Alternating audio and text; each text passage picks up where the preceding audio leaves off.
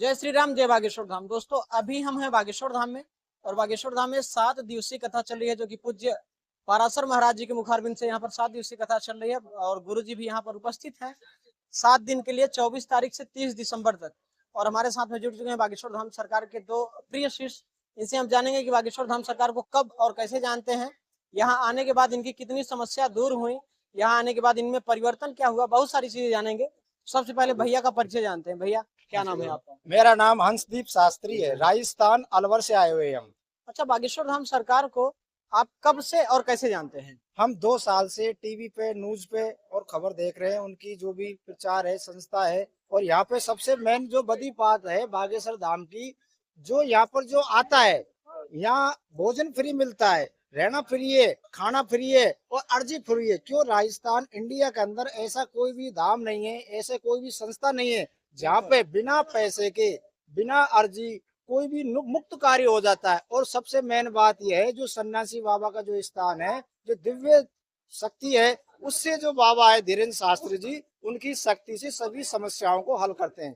दूसरा, हमने आके यहाँ धाम पे देखा, सभी भक्त आते हैं, पर्ची का हमने अब्बा समझा, अगर पर्ची जानकारी से खुलती है, लेकिन हम यहाँ खुद यहाँ आए, राजस्थान अलवर से आए, हमने खुद ने देखा, पर्ची में मेरे पास खड़े हुए थे, लेकिन पर्ची में जिसका बाबा को उनको अर्जी लगी, वे हमारे पास से खड़े होके चले गए और उनकी अर्जी लग गई। हम यहाँ 7 दिन से हैं और पिछले 1 दिसंबर को हम पहले आए थे, राजस्थान से हमारी 2 बस आई थी, तो भी हमारे वहाँ किसी की अर्जी नहीं लगी थी। लेकिन हमने ये देखा, मेन तो हम यहाँ देखने आए थे, अब वास्तव में ही पर्ची जानकारी से लगती है या वैसे नंबर आता है। तो हमने देखा है बिना जानकारी से और बिना टोकन के जिसका भाग्य में होता है उसकी पर्ची खुलती है। दूसरा, हमने ये देखा, अब धाम पे कोई भी पैसा चढ़ावा चंदा नहीं ले रहे हैं। क्यों, जितने भी आप इंडिया के अंदर मंदिर को जाओगे तो वहाँ चंदावा लिया जाता है। यहाँ हमने देखा, क्यों हम खुद पुजारी हैं, हम शास्त्री हैं, हर मंदिरों में चंदावा लिया जाता है, पर यहाँ हमने किसी भी भक्त को, किसी भी यहाँ राम सेवक को हमने पैसे लेते हुए नहीं देखा है। क्यों, हमने आंखों से देखा है। क्यों, हम वे प्राणी हैं जो आंखों से देखते हैं और प्रत्यक्ष कानों से सुनते हैं, उस बात पे हम ध्यान देते हैं।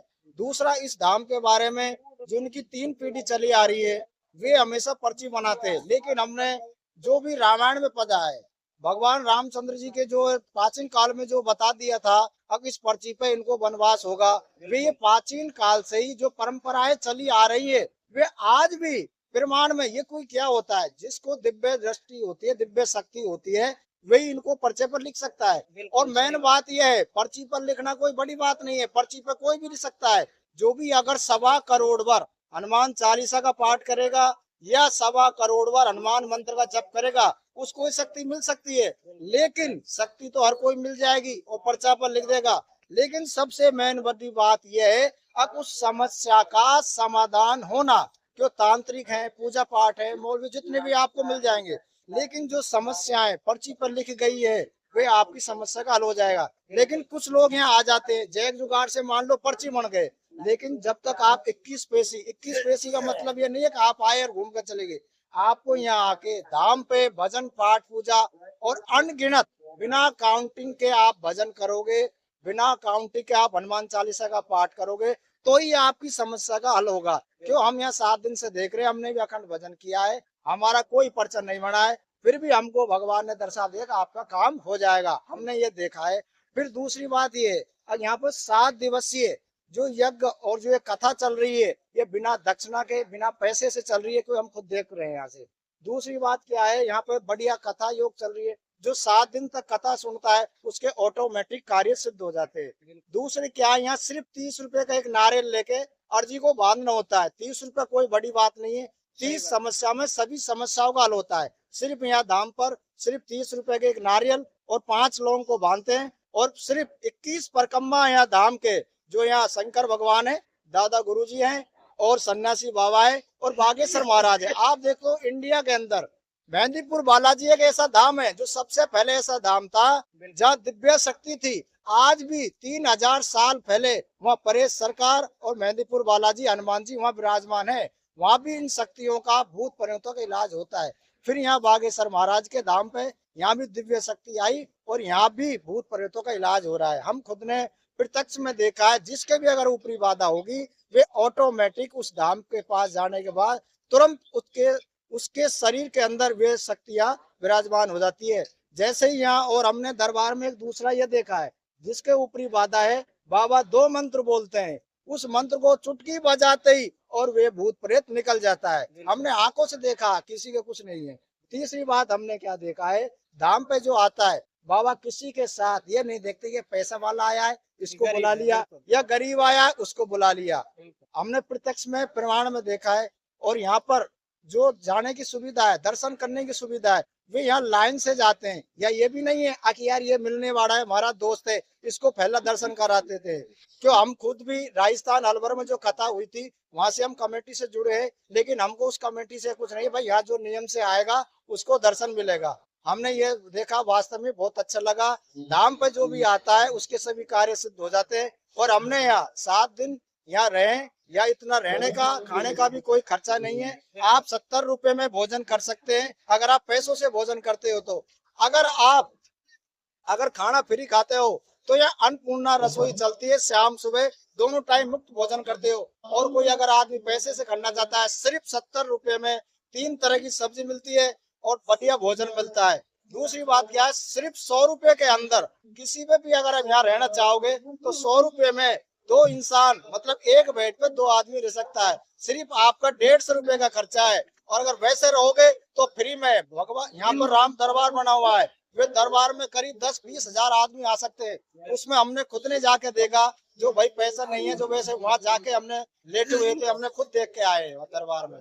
कुल मिला के पर्चा बनना बड़ी बात नहीं है, लोगों की जो समस्याएं होती है, समस्याएं दूर होती हैं, वो बड़ी बात है। अच्छा भैया, जब से आप बागेश्वर धाम से जुड़े हैं, आपके अंदर चाहे आपके परिवार के अंदर कुछ बदलाव या कुछ परिवर्तन दिखा आपको? हाँ देखो, बालाजी का यहाँ आने से सबसे मेन बात ये होती है, अगर आप बालाजी हो या महेंद्रपुर बालाजी हो, सालेसर बालाजी हो या बागेश्वर धाम हो, बालाजी सभी में शक्ति एक समान होती है।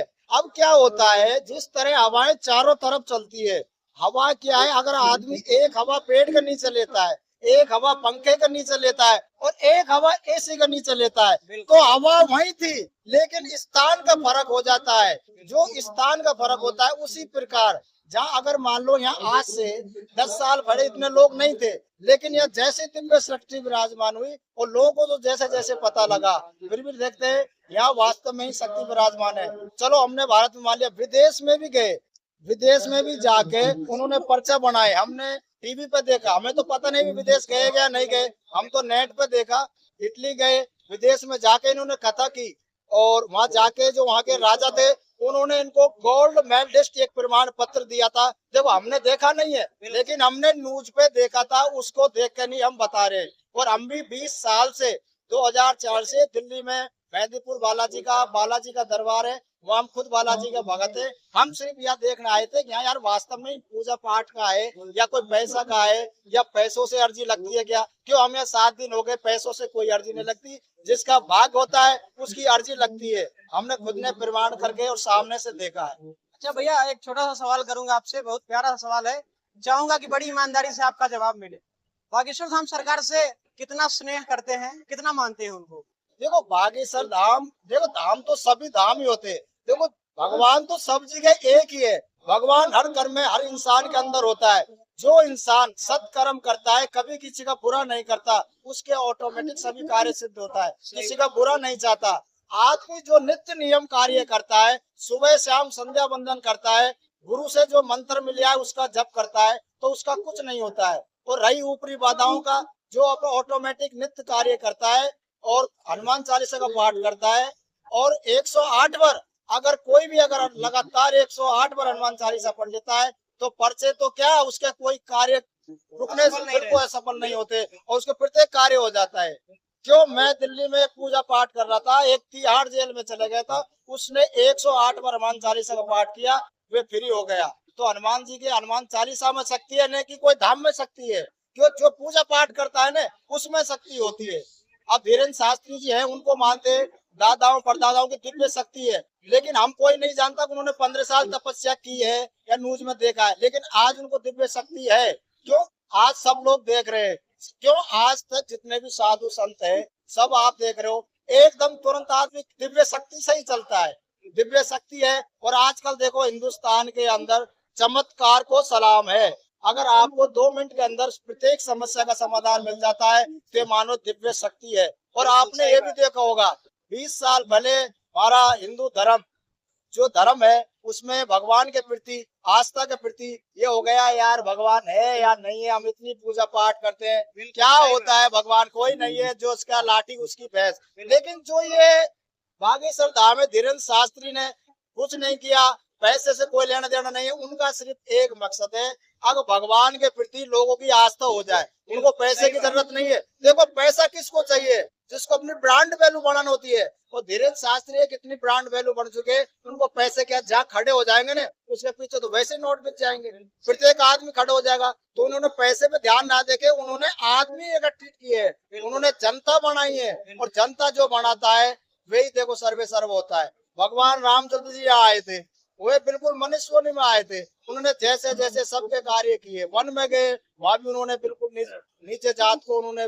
अपनाया, सबके साथ रहे, फल फ्रूट भोजन किया, ऐसे इन्होंने किया है अपने। और दूसरी नई बात यह है, देखो जितने भी धर्म ग्रंथी है सब अपने पूजा पाठ में पैसा भेड़ा करते हैं, मंदिर बनाते हैं, सभी कार्य करते हैं। लेकिन मैंने मेन चीज क्या है, जो कन्या है, जो हमारे हिंदू धर्म में जो कन्या है, बेचारा जो गरीब आदमी है, उसके लिए भगवान ने 1 साल के अंदर 50 शादी कराए, 100 कराए, 120 कराए। आज हम सुन रहे हैं कि 151 शादियां करा रहे हैं, लेकिन 151 शादियों के साथ आप सुनो मोटरसाइकिल भी दे रहे हैं। मेरे हिसाब से जितना मैं जानता हूँ कि एक शादी में कम से कम 3 से 4 लाख रुपए का खर्चा आता है। अगर आप मोटरसाइकिल भी दोगे तो 80-90 हजार 1 लाख की मोटरसाइकिल होगी। अगर आप उसमें बेड वगैरह कुछ भी सामान दोगे करीब 1.5-2-3 लाख का खर्चा आता है।